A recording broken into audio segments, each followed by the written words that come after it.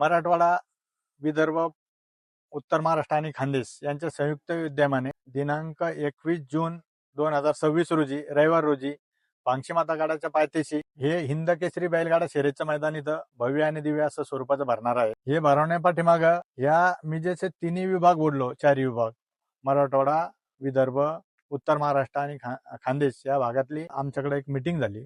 ह्या मीटिंग मध्ये असं ठरलं की पश्चिम महाराष्ट्राच्या बैलगाडा संघटनेने इकडच्या भागातील बैल तिकडे येण्यासाठी बंदी केली. मग आपल्या बैलाला खेळायला एखादं जागा असावी आणि आपल्या बैलांना हा जो 3 फेऱ्याचा मैदान आहे पश्चिम महाराष्ट्राच्या ह्या भागात वाढवावा, याच्यासाठी ही कल्पना सगळ्यांनी मिळून मांडली आणि ते मांडल्याचं मूर्त स्वरूप म्हणून 21 जूनला इथं भव्य आणि दिव्य असं बैलगाडा शर्यत हिंद केसरीचं मैदान इथं भरणार आहे.